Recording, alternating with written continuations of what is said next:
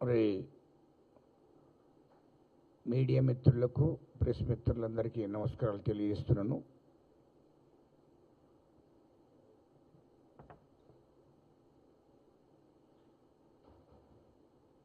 అయితే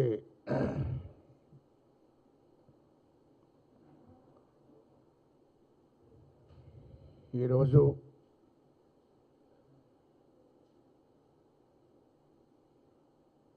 ఈ దేశ ప్రధానమంత్రి, ఈ దేశ హోంమంత్రి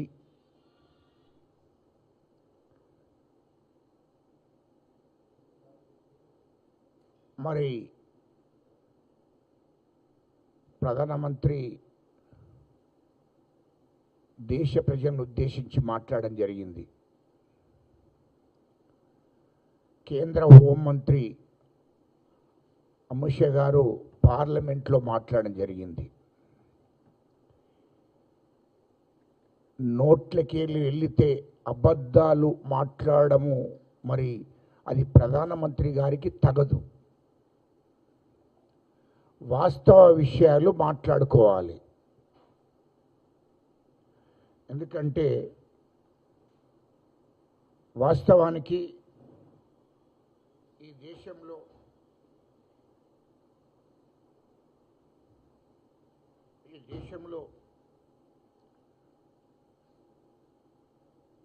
దేశ ప్రధానమంత్రికి గౌరవం మర్యాద అనేది ఉంటుంది. దేశ ప్రజలతోని మాట్లాడే ముందు వాస్తవాలు మాట్లాడాలి. మరి రాముడు, మేము రాముని వారసులమని చెప్తారు. ప్రతి మాటకు రాముని విషయాన్ని మాట్లాడే వాళ్ళు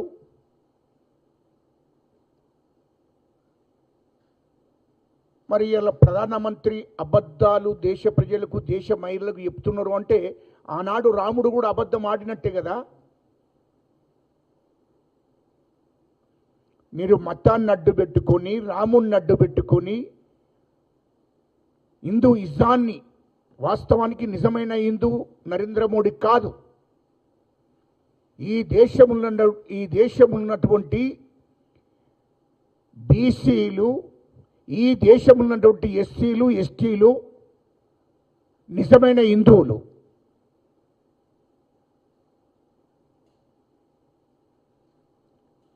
నరేంద్ర మోడీ గారు, ఈ దేశ ప్రధానమంత్రి గారు మరి ఈ దేశ ప్రజలను ఉద్దేశించి మాట్లాడే ముందు, ఈ దేశంలో ఉన్నటువంటి మహిళలను ఉద్దేశించి మాట్లాడే ముందు వాస్తవాలు మాట్లాడాలి, అబద్ధాలు మాట్లాడకూడదు. ఇవాళ మహిళా బిల్లు అని చెప్తున్నారు. మహిళా బిల్లు ఎప్పుడు వచ్చింది? 2023లో మహిళా బిల్లు పెడితే బిల్లు పాస్ అయింది. పార్లమెంట్లో, రాజ్యసభలో పాస్ అయింది. రాష్ట్రపతి ఆమోదం కూడా చెందింది.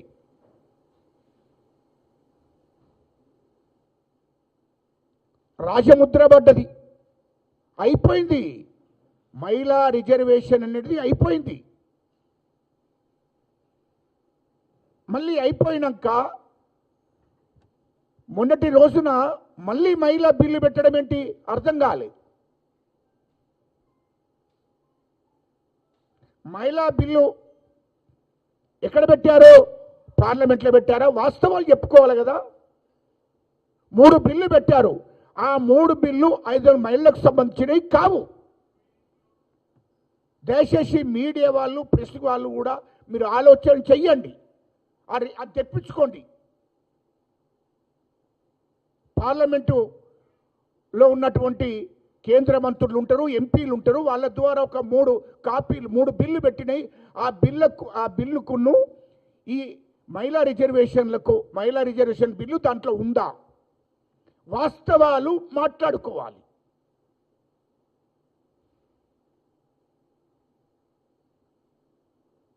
మహిళా బిల్లు ఎప్పుడు పెట్టారు?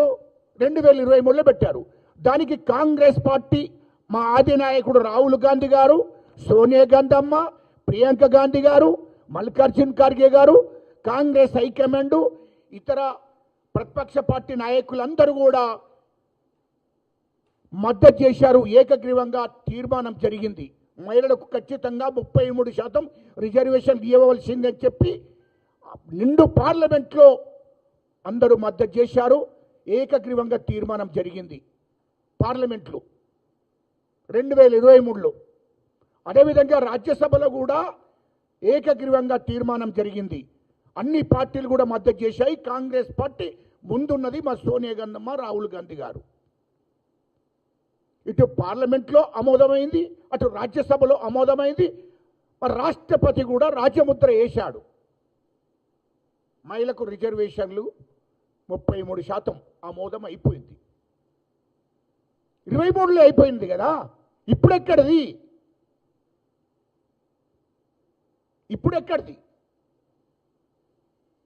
ఏమన్నా ఉంటే మహిళా బిల్లు పెట్టాము. మహిళా బిల్లు ఎప్పుడు 2 సంవత్సరాలకు ఒకసారి పెడతారా? నాకు అర్థం కాలే. 2023లో పెట్టారు, 24, 25. వాస్తవానికి 24లో అమలు చేయాలి. నరేంద్ర మోడీ గారు, ఈ దేశ ప్రధానమంత్రి గారు, నీకు మహిళల మీద ప్రేమ ఉంటే, మహిళల మీద గౌరవం ఉంటే ఈ దేశంలో నువ్వు వాస్తవానికి 24లో అమలు చేయాలి.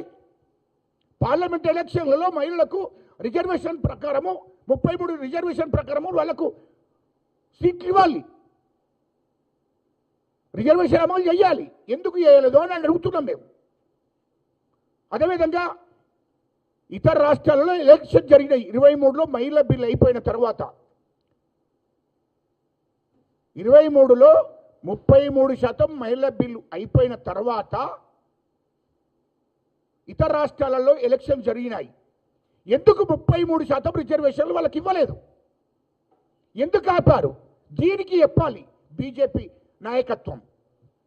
నేను ఒక పౌరునిగా, ఈ దేశ పౌరునిగా మాట్లాడుతున్నా. మాకు మీ హోదా లేదు, నేను కానీ ఈ దేశ పౌరునిగా మాట్లాడుతున్నా. మీరు ఎందుకు ఇవ్వలేదు? 2023లో మహిళా బిల్లు పాస్ అయింది కదా, రాజముద్ర పడ్డది కదా, రాష్ట్రపతి ఆమోదం తెలిపారు కదా. మరి తెలిపినాక ఎందుకు 23 తర్వాత ఎలక్షన్స్ వచ్చినాయి? 24లో పార్లమెంట్ ఎలక్షన్లు వచ్చినాయి. పార్లమెంట్ ఎలక్షన్లో ఎందుకు అమలు చేయలేదు 33% రిజర్వేషన్? అదేవిధంగా ఇతర రాష్ట్రాల్లో అసెంబ్లీ ఎన్నికలు జరుగుతున్నాయి. ఇతర రాష్ట్రాల్లో అసెంబ్లీ ఎన్నికలు జరిగాయి. ఎందుకు 33% రిజర్వేషన్లు మీరు ఎందుకు అమలు చేయలేదని అడుగుతున్నాం మేము. వాస్తవాలు మాట్లాడుకోవాలి. కొంతమంది అంటే అవగాహన లేనటువంటి వాళ్ళు ఇష్టం వచ్చినట్టు మాట్లాడుతున్నారు. ఇది వాస్తవం కాదా?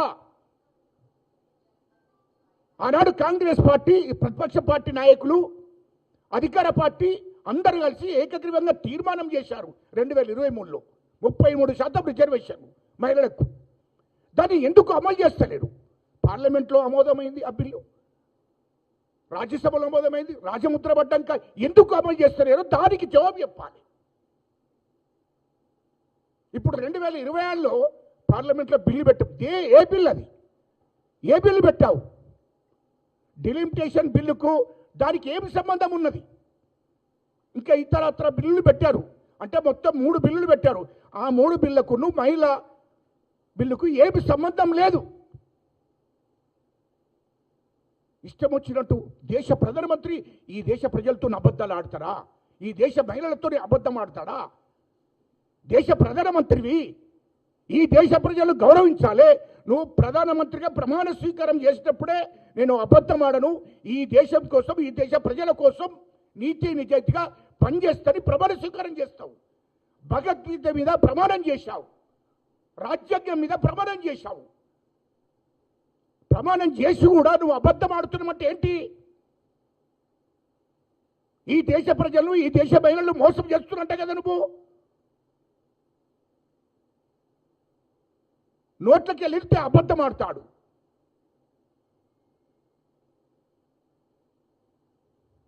ఈ దేశంలో ఉన్నటువంటి కేంద్ర మంత్రులు కానీ, ఎంపీలు కానీ, రాష్ట్రంలో ఉన్నటువంటి ఎవరన్నా ముఖ్యమంత్రులు కూడా ఏదైనా తప్పులు చేస్తే సరి చేసేటువంటి హక్కు, అధికారం ప్రధానమంత్రికి ఉంటుంది. మరి అలాంటి ప్రధానమంత్రి ఈ దేశ ప్రజలను మోసం చేస్తున్నాడు, దేశ ప్రజలతో అబద్ధాలు ఆడుతున్నాడు. మహిళలను మోసం చేస్తున్నాడు అంటే అలాంటి ప్రధానమంత్రిని ఈ దేశ ప్రజలు క్షమిస్తారని అంటున్నా.